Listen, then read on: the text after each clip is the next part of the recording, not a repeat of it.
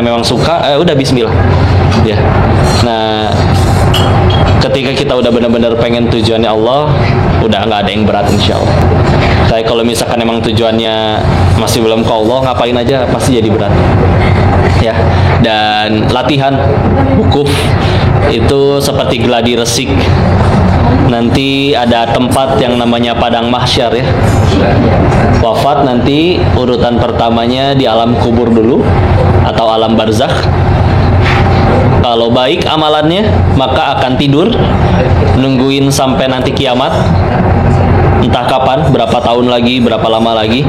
Kalau tidak baik maka ya menghadapi tanggung jawab atas perbuatannya sampai hari kiamat. Dan alam barzakh itu nanti adalah penentuan. Kalau di alam barzakhnya enak karena dia orang yang takwa, maka setelah alam barzakhnya akan jauh lebih enak. Yang lain nanti takut di padang mahsyar, takut nyebrangin jembatan Shiratal Mustaqim, takut apa. Kalau di kuburnya udah enak, kedepannya lebih enak. Tapi kalau di kuburnya udah nggak enak, selepas itu bakal jauh lebih nggak enak. Ya, bakal jauh lebih nggak enak. Padang mahsyar itu nanti kumpul nggak cuma, kalau nanti kita insya Allah sekitar 4 jutaan orang mungkin ya infonya, atau karena memang kuotanya segitu ya dari Arab Saudinya, atau mungkin juga tempatnya muatnya segitu. Tapi kalau nanti di padang mahsyar itu benar-benar manusia dari Nabi Adam alaihissalam sampai yang paling terakhir mati di hari kiamat, maka nggak kehitung mungkin. Kalau sekarang penduduk dunia total 7 miliar atau 8 miliar, nah itu di hari ini. Nah ini dari awal pertama penciptaan kumpul semua di situ. Tanpa busana, tanpa alas kaki, tak berkhitan.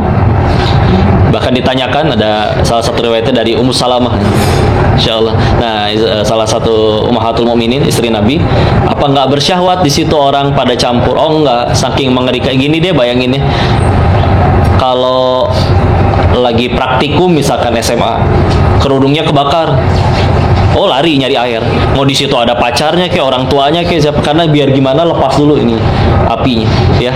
Nah, di sana jauh lebih repot lagi ya.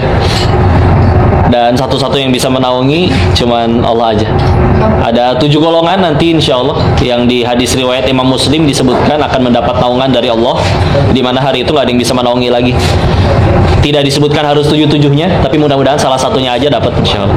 Naungan bayangin payungnya Madinah aja lah. Kalau lagi nggak di bawah payungnya kan, wah nggak semua orang kuat. Tapi kalau udah nyampe ke bawah payungnya, oh, masya Allah. Dan ini naungannya dari Allah ya. 7 itu siapa? 1, imam yang adil. Karena dulu tuh kalau ada dapat tawaran jadi pemimpin itu, atau diminta jadi pemimpin, Abdurrahman bin Auf misalnya ketika Umar bin Khattab wafat, ada wacana beliau aja. Karena waktu Umar wafat juga yang sholat di belakangnya ada Abdurrahman, jadi langsung gantiin ngimamin. Rasulullah juga satu-satunya yang pernah gantiin beliau ngimamin kan cuma Abu Bakar. Jadi ya sudah, beliau malah bilang inna lillahi wa inna ilaihi rajiun. Tusukkan saja pisau itu ke leherku daripada aku yang jadi pemimpin. Karena ya pisau bermata dua, bisa jadi pahala jariah yang luar biasa, bisa jadi dosa yang naudzubillah luar biasa. Satu, pemimpin yang adil ya. 2, orang yang menghabiskan masa kecilnya dalam ketaatan. Nah, udah lewat mungkin, ini udah nggak kecil lagi, jadi mungkin bisa kita skip ya, tapi bisa kita nasihatin untuk anak-anak ya, karena pahalanya lebih gede masih muda. Orang tua ngelakuin ketaatan ya, dia pengen bandel dia udah nggak bisa, asam uratnya tidak mendukung, encoknya udah nggak support. Pengen bandel dengan perempuannya udah nggak mau sama kakek-kakek ya, meskipun uangnya banyak atau apapun itu ya. Yang ketiga, orang yang hatinya terpaut kepada masjid ya, hidup tuh bagi dia cuman nungguin ngisi waktu luang untuk kegiatan yang asli, ibadah aja, terutama sholat ya. Maka terpaut sama masjid, senang kalau ke masjid. Yang keempat, orang yang saling mencintai karena Allah, bersatu karenanya dan juga berpisah karenanya.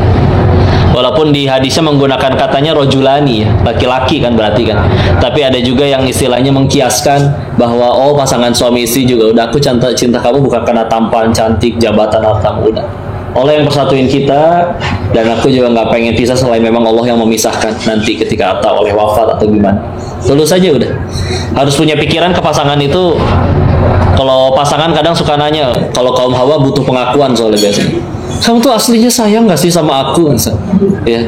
dibilang nggak sayang nggak mungkin, udah segala hal dilakuin gitu ya. Tapi ya butuh diakui itu. Ya. Kaum suami yang teriak ya. Dibilang nggak sayang tapi ya gelang udah penuh. Misalkan apapun itu ya, perlu pengakuan memang ya. Dan nggak apa-apa, silakan diakui memang bahasa cintanya masing-masing beda-beda ya, dan lain-lain. Tapi pokoknya mandangnya gini lah, hai pasanganku, ketika aku meminta jodoh, aku meminta itu kepada Zat yang Maha Tahu. Ia tahu dari miliaran wanita yang mana yang paling tepat untuk bisa aku tambah mudah ke surga. Dan ia juga Maha Baik, nggak mungkin sengaja deketin yang buruk atau jauhin yang baik. Terus setelah meminta kepada yang Maha Tahu dan Maha Baik, engkau yang jadi pasangannya, maka sederhana. Berarti kata yang Maha Tahu dan Maha Baik, engkaulah yang paling tepat gandeng tanganku ke surga. Meskipun ini hawa nafsu atau mata ngelihat di luar, wah di luar lebih muda, lebih cantik, lebih segala macam, putih, tinggi, langsing, wah mirip seperti bihun. Ya, ya kan kayak begitu ya. Seperti itu. Misalkan, maka ya kita dulu ya. Nah istilah. Kita tinggal jawab, kalau memang yang di luar yang lebih cantik itu paling baik menurut yang Maha Tahu dan Maha Baik, ya dialah yang jadi pasangan saya. Kenapa kamu? Maka kamu. Kadang kalau lagi sama-sama lagi pillow talk, suka ada obrolan, bersabar ya ngadepin aku, jawab aja. Kalau kata Allah aku nggak sanggup ngadepin, kita nggak saling sabar, nggak sanggup ngadepin satu sama lain, Allah nggak akan persatuin kita. Udah mikirnya gitu aja. Karena mikir pasangan itu, karena tadi diingatkan juga oleh Ustadz Umam, bisa jadi nanti digoda oleh syaitan untuk di sana ya bertengkar atau apa. Bertengkar itu akan lebih mudah terjadi kalau kita ngelihat pasangan tuh pakai sudut pandang hak dan kewajiban. Ini kewajiban saya, ini hak saya. Mana kewajiban kamu? Kalau nggak mau di luar masih banyak yang bisa jalanin kewajiban itu. Oh nggak akan ada habisnya. Ya. Tapi kalau mandang pasangan itu sebagai alat, sarana atau jalan untuk membuat aku tambah dekat ke surganya Allah, kebaikanmu muncul, aku syukuri, berarti kamu ladang pahala sabar bagi saya, ladang pahala syukur. Keburukan kamu muncul karena kita tidak mungkin sempurna satu sama lain. Keluar di situ yang kurang baiknya, dan bahkan kalau itu membuat kita meneteskan air mata, menangis, berarti engkau sedang menjadi ladang penggugur dosa-dosaku, dan aku butuh digugurkan dosanya untuk bisa ke surga. Kalau udah mandangnya pakai surga terus, udah mau apa? Mau diapain lagi? Mau ngikutin nafsu? Udah pisah aja kalau perlu di sini. Udah naudzubillah berani nalaknya langsung nalak 3 di tanah suci lagi, ya. Naudzubillah. Ngikutin nafsu. Ngikutin dapat yang lain, wah lebih muda, lebih apa, dikira langsung nggak akan ada masalah gitu seumur hidupnya. Enggak juga, selagi judulnya hidup ada aja ya. Udah bismillah, mandangnya kayak gitu aja. Kok tapi ternyata memang setelah dipikir-pikir juga ternyata memang ya mungkin ada pasangan di luar sana yang salah satunya zolim kepada yang lain. Ya dalam Islam mah yang rugi bukan yang dizolimi tapi yang menzolimi. Bismillah aja, udah nggak apa-apa. Karena Nabi juga pada dizolimi, ngambek gitu, ya Allah kan saya teh Nabi, masa gini-gini tuh? Enggak, bismillah ya. Nggak pernah ada yang kayak gitu. Yang dilakuin cuman kemarin yang disebutin, kalau nggak tobat syukur, bismillah. Ya udah, bisa mandang pasangan pakai kacamata itu aja. Kau adalah jalan bagiku untuk mudah ke surga. Kebaikanmu akan jadi pahala sabar untukku, pahala syukurku, dan kekurang baikanmu jadi ladang dakwah bagiku, jadi ladang pahala sabar bagiku. Bukankah innama yuwaffas sabiruna ajruhum bighairi hisab, surat 39 Az-Zumar ayat 10. Satu-satunya amalan yang pahalanya nggak ada batas, sabar weh. Teh Unda kemarin cerita tentang Ibu Asia. Padahal kan kenapa dari 4 wanita paling mulia di surganya Allah ada 4, Khadijah, Fatimah, Maryam, Asia. Ini yang 2 dari zamannya Rasul nih. Yang satu Ibunda Maryam beda zamannya Nabi Isa, yang satu zamannya Nabi Musa. Padahal kan di zaman Rasul banyak wanita soleha lainnya. Ummu Salamah, Ibunda Aisyah, ya, dan yang lain-lain. Kok bisa-bisanya ini nyusul nih zaman Nabi Musa? Padahal di zamannya Rasul tuh bonusnya banyak. Umur 60 tahunan, 70 tahunan kata Nabi, cuman sedikit yang lebih dari situ, tapi dapat bonusnya banyak. Contoh, nanti 9 Zulhijjah. Kalau yang di Indonesia aja dapat kebaikan. Siapa puasa Arafah 1 hari, dosanya dihapuskan 2 tahun. Ada malam Lailatul Qadar, 1 malam lebih baik daripada 1000 bulan. Di zaman Nabi Musa kan gak banyak bonus kayak gitu. Umur pada panjang, tapi bonus pahalanya sedikit. Ibarat audisinya lebih lama, kita audisinya lebih pendek, tapi bonusnya lebih banyak. Makanya kalau nanti ketemu di padang mahsyar, ketemu sama umat Nabi lain, kita gagal ke surga, mungkin mereka ngomong, kamu ngapain aja hidup, udah mau ujiannya lebih pendek, bonusnya lebih banyak, bisa-bisanya gagal. Ya. Ibunda Asiyah kenapa? Tadi sabar, pahalanya tanpa batas. Nah, sabarnya bukan sabar ngadepin suami yang naruh anduknya sembarangan, naruh gunting nggak ditaruh di laci lagi, buka kulkas nggak ditutup lagi. Biasa itu. Ngadepinnya seburuk-buruk manusia. Nah, kalau ada istri yang berkata, ntar dulu kok suami saya lebih parah dari Firaun, bohong ibu. Ya, kalau suami ibu lebih parah dari Firaun, suami ibu yang ditulis di Al-Quran. Nah, udah paling parah kok, nggak ada lagi. Ya, dah. Itu dia ya. Sabar insyaallah, bismillah insyaallah. Yang kelima tadi lanjut yang dapat naungan. Orang di hadisnya memang disebutnya laki-laki ya. Laki-laki yang digoda oleh perempuan ya udah mah cantik, rupawan, punya kuasa. Ya amalannya Nabi Yusuf lah ya. Amalannya Nabi Yusuf. Cuman kan bedanya kalau perempuannya yang naksir itu lebih repot daripada lakinya yang naksir. Laki nih pernah ada kejadian perempuan diculik sama laki-laki pengen diberbuat buruk. Dia sadar nih perempuan nggak bisa ngelawan ini cowok kekar. Maka kalau ceweknya yang nggak mau, cowoknya mau, masih bisa gagal. Si ceweknya izin, ya udah saya nggak akan ngelawan kok, izinin saya mandi dan biar kamu lebih seneng. Oh gitu, ya udah silakan. Mohon maaf nyampe toilet dia buang air, dibalurin kotorannya ke seluruh tubuh. Keluar, silakan. Gila kamu pergi sana, gagal. Ya.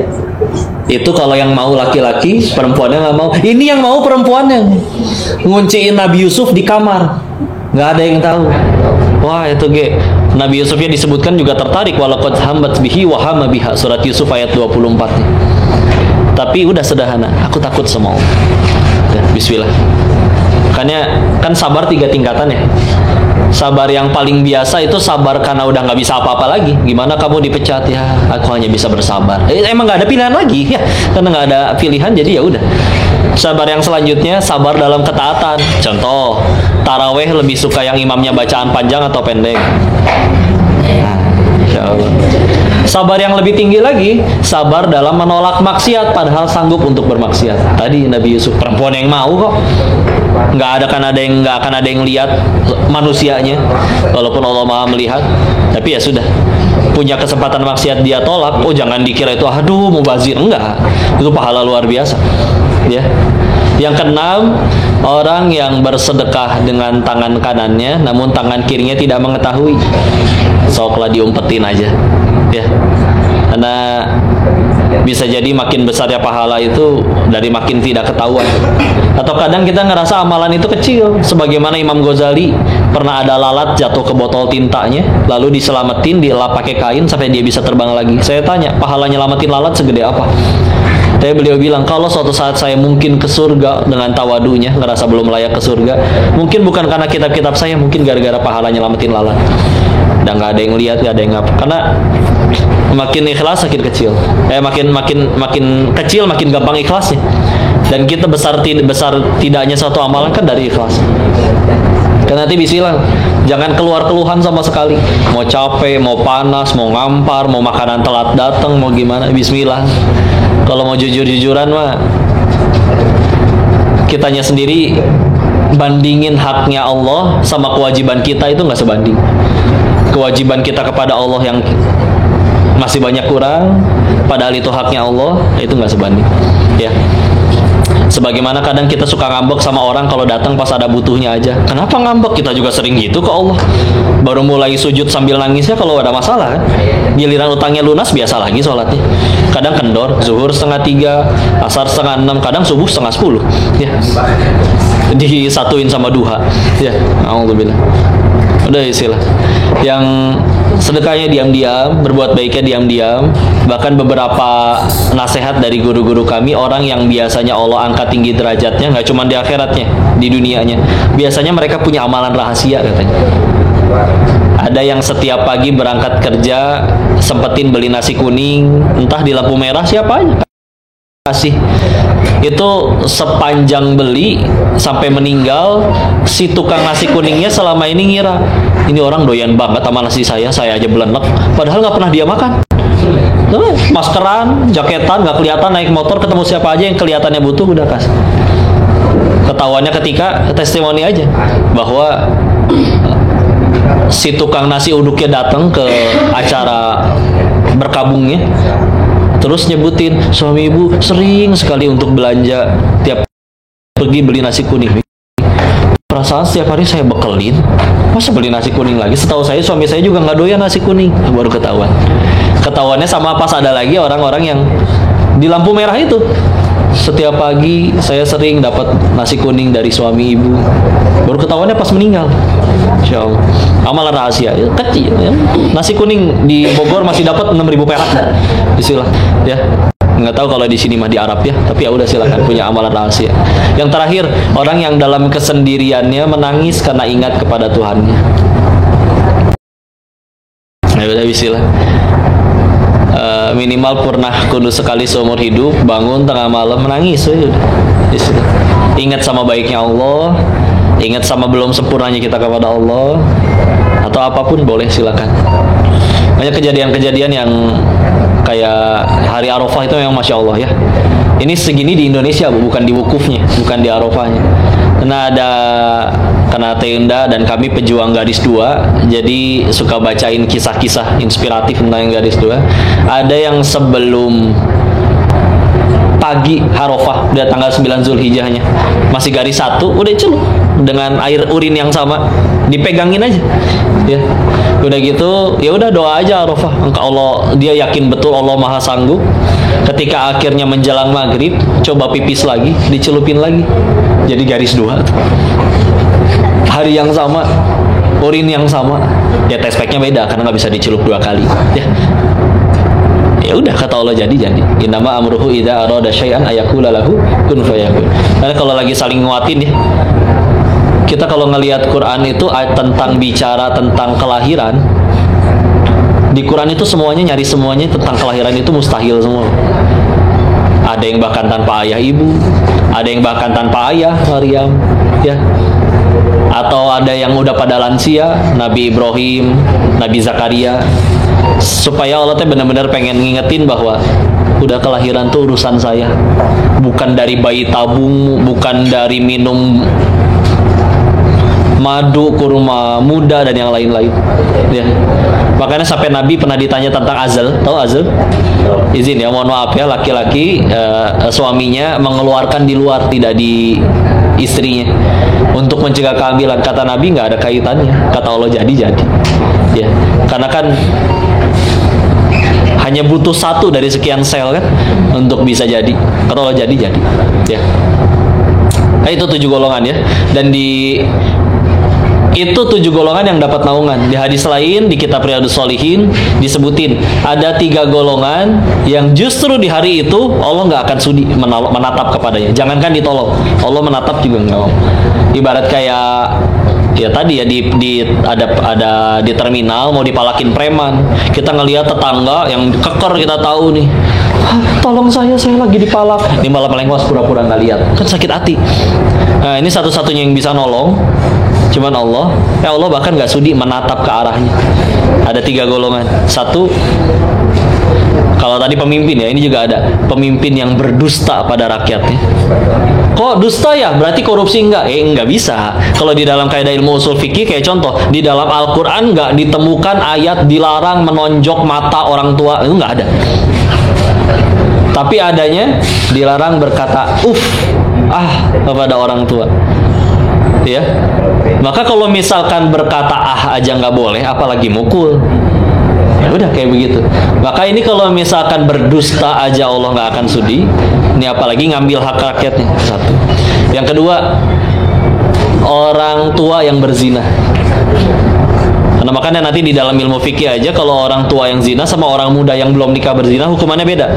Kalau belum nikah dicambuk 100 kali, diasingin 1 tahun. Kalau sudah nikah maka hukumannya di rajam, lemparin batu sampai mati. Ya. Yang ketiga, ini agak redaksi hadisnya lucu ya. orang miskin yang sombong. Nah, itu gimana ceritanya? Kalau orang kaya sombong nih, gue dong banyak duit. Orang si miskin gimana sombongnya? Gue dong miskin, nih gue lapar. Kamu mau kenyang, bisa aku lapar. Enggak gitu ya. Ternyata salah satu penjelasannya adalah dia udah tahu hamba sulit, yang bisa nolong cuman Allah, masih nggak mau nurut sama Allah, masih nggak mau sholat, itu orang miskin yang sombong. Tahu dia teh hamba, tahu Allah teh maha kaya, tahu sholat itu bisa nolong dia, masih nggak mau sholat, itu orang miskin yang sombong. Ya.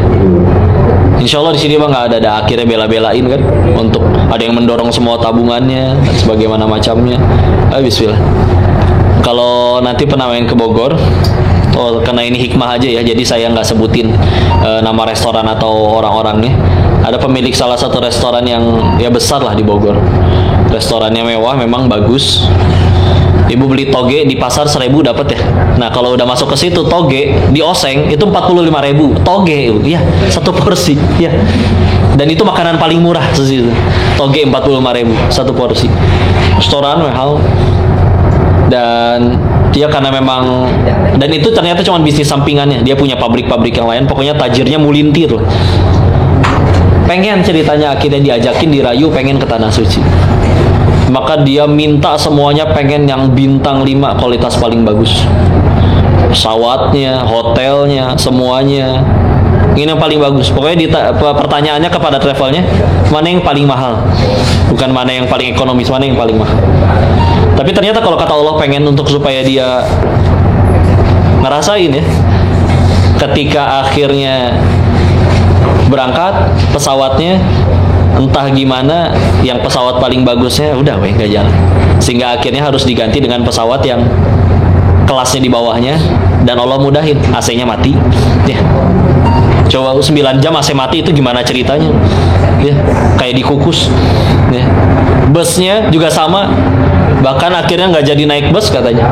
Jadi kayak kalau di Indonesia mobil L300 yang buat ngangkut dari Bogor ke Sukabumi ya, nggak ada AC, pakai kipas dibuka, tahu sendiri angin di Arab malah jadi kehembus angin panas ya. Kamarnya udah tetap dapat hotel, tapi yang ada masalahnya, yang bocor, yang pintunya nggak bisa dikunci, yang apa, sehingga akhirnya ketika pengen ganti nggak bisa, udah pada penuh semua yang tersedia, cuman yang bintang 3 agak jauh. Gampang banget lagi Allah, nggak laku, duit kalian tuh nggak laku di sini. Berangkatnya juga Allah yang ngasih duitnya loh.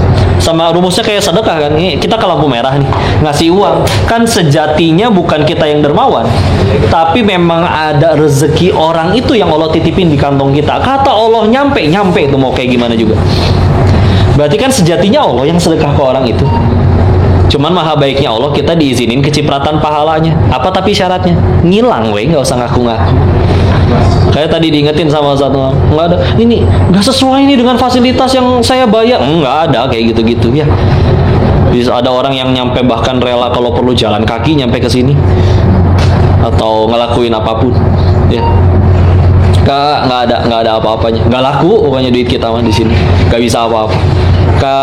Sebelum ke sana hilangin dulu. Makanya alhamdulillah kalau misalkan disempetin ke Madinah dulu, karena kemarin sudah diingatkan ya, Madinah itu seperti panggang api, bisa menghilangkan karat pada besi. Tinggal mudah-mudahan pilihannya 2, karat-karat di hati kita hilang, atau naudzubillah kita yang dianggap karat sama Allah sampai akhirnya kita yang diusir dari Madinah dengan rasa dibikin gak betah tinggal di Tanah Suci ya. Nah, ada guru bahkan ngingetin cara ngecek kamu tuh hatinya baik-baik saja atau enggak, cek kamu tuh betah nggak di Madinah. Nah, orang beriman senang kalau ada di sini ya.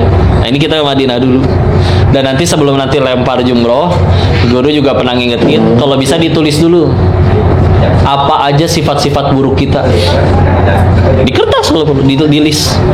Bahkan ini cara hidup pengen gampang bersyukur, ngelembutin hati, kita suka diminta tulis sama kalau di Darut Tauhid ya, bener-bener ditulis pakai kertas, nggak cuma di list di bayangan di kepala doang. Nikmat apa saja yang sudah pernah Allah berikan, terus sebutin dosa-dosa apa aja yang pernah kita lakuin. Nah, itu tulisin tuh, nanti kita pas mau lempar batu kan itu disebutin nih. Misalnya nih di list pertama, gampang ngambek, nih batu ya Allah, buanglah sifat ini ya Allah, bismillah ya Allahu Akbar, timpuk. Sehingga mudah-mudahan dengan akhirnya setelah lempar nanti sifat itu hilang. Ya. Suka nunda ibadah, tulis Bismillahirrahmanirrahim. Ya. Gampang tersinggungan, suka ngungkit-ngungkit, apa aja semua ditulis. Yang menurut kita kurang baik dan pengen kita buang, istilah. Ya. Karena kan sejatinya kita kemarin sudah sebut yang bahaya bagi hidup kita teh satu asli, dosa kita doang. Kita meninggal dihukum tuh hukuman dosa kita aja, bukan kamu dihukum ya gara-gara kamu kenal dekat sama pendosa. Oh enggak, kita ngingetin orang itu dosa supaya jangan dosa malah dapat pahala tuh meskipun dia nggak tobat-tobat. Ya. Nah, kayak gini, dakwah nih misalkan. Kapan dakwah sukses? Ikhlas lillahi ta'ala. Daripada yang datang banyak minta foto bikin kita jadi gagal jaga hati, ini repot. Ya. Ya udah bismillah. Tulisin nanti semuanya, luangin waktu, apa kurangnya kita sama apa baiknya Allah. Ya. Tuh kalau diminta ingat tentang baiknya Allah tuh suka diperagain sama guru, sok dari bangun aja ya Allah, bangun melek. Makanya doa bangun tidur kan alhamdulillahilladzi ahyana ba'dama amatana wa ilaihi nusur. Segala puji hanya kepada Allah yang membangunkan, menghidupkan kami lagi ba'dama amatana, setelah matinya kami, dan hanya kepadanya lah kami kembali. Ya, latihan mati tidur itu. Ya. Setelah akhirnya ingat ya Allah, masih dikasih umur. Padahal Allah berfirman walau yu'akhidullahu an-nas bima kasabu ma taraka ala dhahriha min dabah. Surat 35 surat Fatir ayat 45. Kalau setiap manusia bikin dosa, kontan balasannya tidak tersisa makhluk bernyawa di dunia. Berarti kan satu, nggak ada yang luput dari dosa. Dua, ternyata dosa sekecil apapun pantas mati kita itu aslinya. Kenapa masih pada hidup? Walakin yuakhiruhum ila ajalim musamma. Allah sediakan waktu sampai waktu yang ditentukan nanti.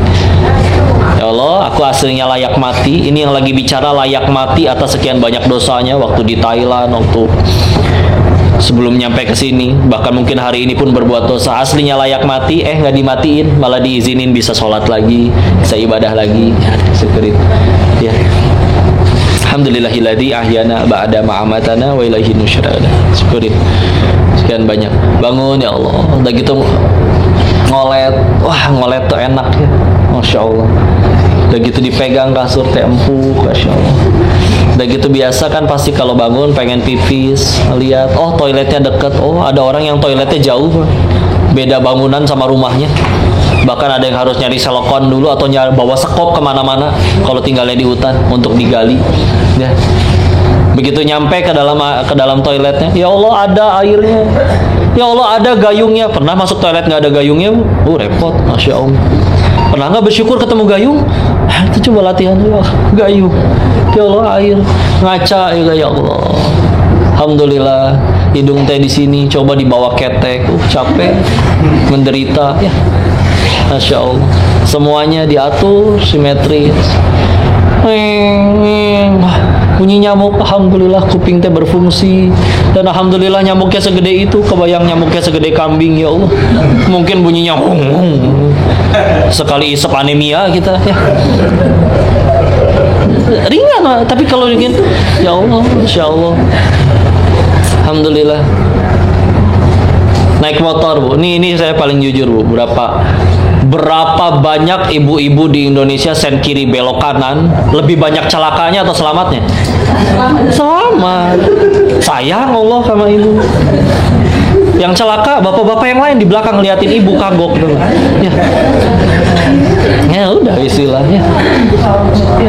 Beneran, kita kalau udah nulisin itu dosa bisa nangis sendiri. Ya Allah dosanya segini, kebaikan dari Allahnya segini. Udah gitu tetep gaji lancar, makan enak. Yang di sini mah insya Allah ya nggak ngerasain yang kayak gimana, yang harus belum tentu ketemu makan, ketemu daging setiap hari. Udah bisa. Amat sangat jauh lebih nikmat. Ya tulisin. Nanti setelah ditulisin lihat 7 list yang paling atas. Nah, walaupun nanti kan lemparnya sampai berapa tadi 49 kali ya. Tapi jangan ngelempar tuh cuman karena emang udah hitung 1, 2, 3. Udah semua kan semua rukun ya udah. Enggak, di setiap batunya aku udah di ini dulu. Ini sifat pemarah saya nih. Ini pengen saya buang nih. Bismillah ya Allahu Akbar. Timpuk. Udah. Itu ditulisin benar-benar. Di list apa yang suka ngungkit lah, apa malas bersyukur, banyak ngeluhnya. silakan. Dosa-dosa kepada Allah, dosa-dosa kepada manusia, dosa-dosa kepada orang tua. Ayo istilah. Yang sebetulnya atas setiap dosa itu aslinya tadi kita layak dihukum. Bisalah sisanya mau cuacanya kayak mau tempat tidurnya kayak mau apa. Udah tenang aja. Cuma sedikit. Suka nonton ini acara 86 nggak di televisi tahu? Jadi itu acara kayak polisi ngegerbekin itu. Kadang ngegerbekin tempat ada yang prostitusi, kadang ada yang bukan kos-kosan yang pernah lah salah satu adegan saya ngelihat para polisi itu ngegerebek kos-kosan. Ditemukanlah pasangan belum halal, tapi ngakunya suka sama suka. Singkat cerita, si cewek ini diminta untuk ayo ke kantor, kasih keterangan. Nggak mau.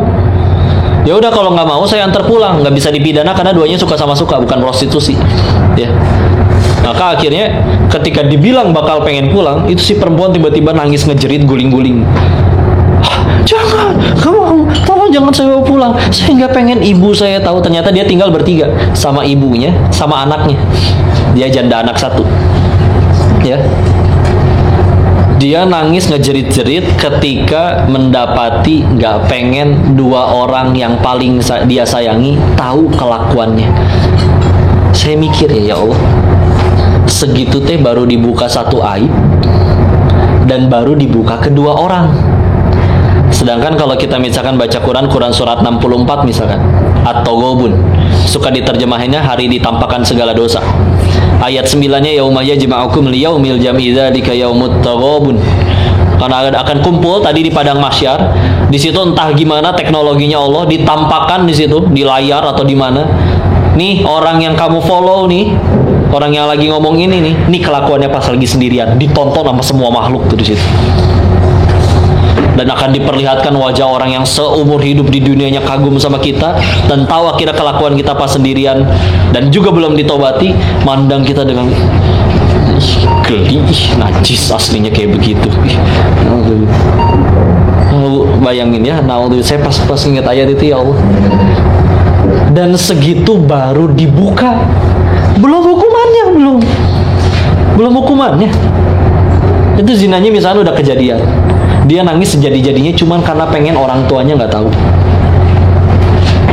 Kalaupun ia dihukum, ya hukuman di dunia udah kayak begitu.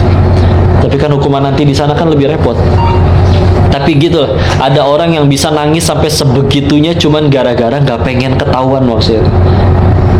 Maka bakal nangisnya kayak gimana kalau misalkan dia tahu hukumannya seperti apa. Ini sahabat mulia Amr bin Al-As radhiyallahu anhu pernah menyebutkan kalau manusia tahu sebagaimana hukumannya neraka itu seperti apa, dia akan berteriak sampai urat lehernya putus. Perihnya. Menurut hadis gimana kok ujian yang paling singkat, hukuman paling singkat, hukuman yang paling ringan di neraka? Kau dipakaikan sendal dari api neraka, saking panasnya otakmu meleleh dan mencair. Dia ngerasa itu adalah hukuman paling berat, ternyata itu adalah hukuman paling ringan. Bisa makan nggak? Ada, namanya buah zakum, seperti kepala setan gantung. Ada minuman nggak? Ada, nanah yang mendidih. Kalau diminum malah lonyot semua isi perutnya. Ya. Penjara dunia mah bisa, apalagi penjara di Konoha tuh bisa pesen kalau pengen ada kulkas, kalau pengen ada macam-macam, ya di sana. Maka padahal di situ latihan kan, walaupun panasnya jelas karena nanti di padang mahsyar itu di riwayat yang lain disebutkan nanti matahari akan didekatkan sampai 1 jengkal menuju kepala. Dia saking panasnya akan membuat berkeringat sampai dia tenggelam karena keringatnya sendiri. Ya. Jadi Madinah panas tapi karena kering ya. Jadi nggak bikin kita ngocor keringetan kayak abis main futsal. Ya. Kalau di sana panasnya itu nyampe bikin orang tenggelam gara-gara keringatnya sendiri. Yang bisa nggak kepanasan, yang dapat naungan aja tadi, dapat naungan dari Allah. Mudah-mudahan kita bisa ngamalin 1 dari 7 yang tadi. Amin. Bismillah. Sisanya nanti di situ udah akan repot. Nyambungnya ke surat Abasa ayat 32 dan ayat 33. dan seterusnya. Faidza ja'atis shakhah, ketika ditiup trompet sangkakala untuk yang kedua kalinya, maka bangkit semua kumpul di padang mahsyar. Yauma yafirrul mar'u min akhihi wa ummihi wa abihi wa sahibatihi wa bani. Itu hari di mana ayah lari dari istrinya, istri lari dari anak-anaknya, anak lari dari orang tuanya. Ya kayak tadi, namanya lagi kebakaran kerudung, pasti nyari api dulu, meskipun di situ ada orang-orang yang dia sayang. Ini lebih mengerikan seperti tadi. Mau di situ ada ayahnya, ibunya, kayak siapanya, kayak pacarnya, orang yang ngakunya aku mencintaimu, Pak. Nggak ada di situ. Ya. Kabur semua lari dengan urusan masing-masing satu sama lain, berusaha nyari pertolongan. Cuman ada satu manusia yang paling sibuk nanti di sana, Rasulullah Muhammad sallallahu alaihi wasallam. Sibuk gimana caranya nyelamatin umat. Sampai bersujud sekian lama, di riwayat Bukhari disebutkan beliau akan sujud sekian lama sampai diminta, bangun Muhammad, minta, ada apa? Selamatkan umatku ya Allah, yang masih ada iman di hatinya meskipun hanya sekecil biji zarrah. Izinkan, udah panggil, selamatin. Keluar, umatnya dalam keadaan gosong, dipelukin satu-satu, nggak peduli bajunya kotor. Udah sana ke sana, kamu selamat. Udah sana. Udah kayak gitu masih sujud lagi dengan sujud yang amat sangat lama. Bangkit Muhammad, minta apa yang kau minta? Bukankah sudah banyak keselamatkan umatmu? Sampai permintaan terakhir,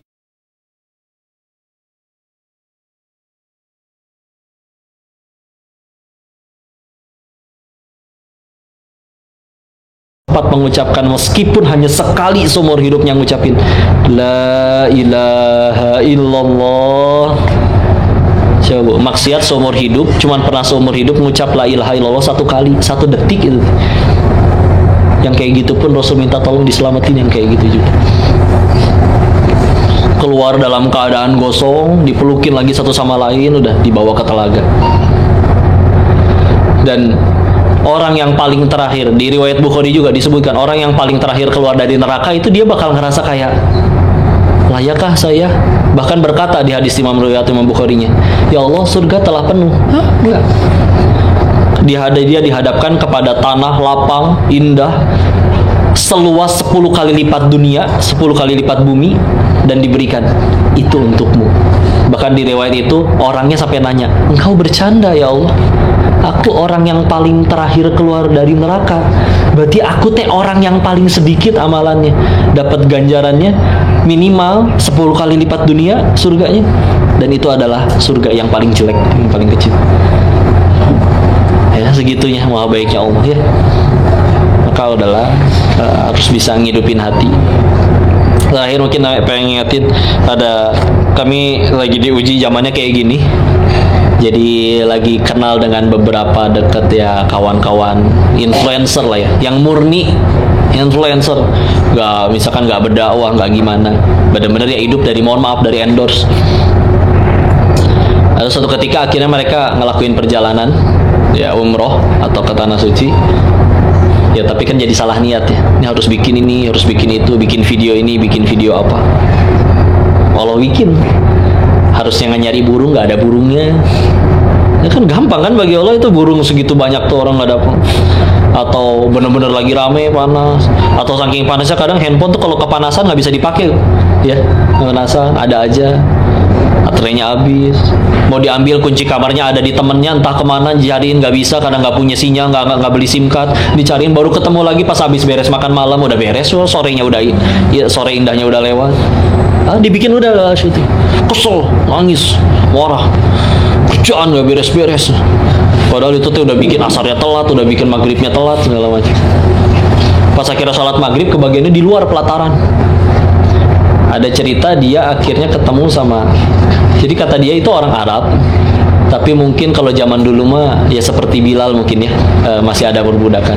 Jadi memang kulitnya hitam, legam, ibu-ibu dengan mukena yang tentu kalian nggak pernah pakai mukena sekumal itulah, dengan sajadah juga yang ya kalian sajadahnya insya Allah di rumah lebih bagus, lebih baik. Tapi ketika akhirnya dia sholat sambil kesel, udah gitu sajadahnya dikasih ke dia. Pas kita udah sholat nggak bisa dibatalin juga nih, dia sengaja nunggu si influencer ini mulai sholat baru digeserin sajadahnya. Dia bela-belain nggak pakai sajadah, dikasih kayak begitu beres kan ngucapin makasih, makasih, insya Allah. ya, bahwa ya senang lah, beginilah bahagianya, pengen bahagia tuh semudah ini. Berbuat baik, diterima kasihin orang, ngelihat orang dapat kebaikan, maka diperhatiin oleh si influencer itu yang terbiasa dengan skincare, dengan apa segala macam. Mohon maaf ya, kakinya pun ya mohon maaf belah-belah, kalau bahasa Sunda mah rorombehen ya, apa pecah-pecah gitu tumitnya. Tapi gitu nih, senang puas, alhamdulillah saya bisa sholat di Masjid Nabawi. Alhamdulillah. Pulang-pulang dia peluk, cerita ke suaminya, dia bilang kayak gini, wah, kenapa aku jadi manusia yang seperti ini ya? Dulu kita pernah bisa bahagia sebelum Mokirnya dikenal, punya follower kemana-mana, cuma naik motor bebek duaan, kepanasan, kehujanan. Kita bahkan bisa nggak jadi beli, bisa nggak jadi beli ayam penyet cuman karena lebih mahal 1.000 2.000. Tapi kita seneng dulu makan satu ayam paha digado berdua, karena adanya cuma segitu. Sekarang udah punya segala-galanya, bisa nyampe ke sini, uang ada. Tapi ketika akhirnya fokusnya salah apa segala macam, Allah cabut kebahagiaannya, udah gampang. Bahagianya jadi kalau misalkan harus punya follower banyak, harus enggak. Bahagia tuh sederhana itu asli. Ketika akhirnya dia lihat anak-anak lah, anak-anak lebih gampang bahagia kan daripada kita. Sederhana, bukan karena apa-apa, tapi karena anak-anak itu nggak punya pesaing Allah di hatinya. Kita makin gede kan banyak pesaing Allahnya. Kini ya rasanya kaya enak, kini ya rasanya punya jabatan enak, kini ya rasanya punya follower banyak enak. Itu tanpa sadar jadi pesaing Allah di hati kita. Makanya kalau di kota besar ada yang ngambek, percuma gaji segini, saya baru bahagianya nanti kalau udah follower sebanyak kayak dia, kalau udah centang biru kayak dia. Enggak, cabut aja udah bahagia. Karena kita yang naruh pesaing Allah di hati. Anak-anak gak ngerti fikih ibadah juga, dia tahu mana yang bisa jadi kebahagiaan. Kak, bismillah lah, masya Allah. Mudah-mudahan ini menguatkan. Izin mohon maaf bawel, banyak omong, ngingetin bagi diri sendiri sebetulnya bahwa yuk demi Allah, aslinya banyak yang lebih soleh dari kita, terutama yang bicara di luar sana, tapi belum bisa nyampe ke sini. Di luar sana ada orang yang tahajudnya nggak pernah bolong selama 10 tahun, ada orang yang khatam Qurannya 3 hari 1 kali khatam, ada orang-orang yang sedekahnya lebih banyak, tapi Allah belum sampein ke sini. Nah, kalau misalkan kita di sininya masih banyak ngeluh, masih nggak jor-joran pahalanya, nggak jor-joran ibadahnya, naudzubillah, jangan sampai kufur nikmat. Nih, adalah bismillah insyaallah. Mudah-mudahan Allah terima amal ibadah kita. Tidak akan Allah sia-siakan demi Allah setiap tetes keringat yang keluar di sana. Mau keinjek batu, mau kesenggol batu, mau kejeduk, mau keringetan, nggak akan ada Allah sia-siain. Bisa jadi gara-gara tiap tetes keringat itu kita tambah dekat ke surganya. Bismillah ya. Allah alam bisawab. Mudah-mudahan ada manfaatnya. Gitu aja Ustaz. Ya, bisa. Ada kebaikannya.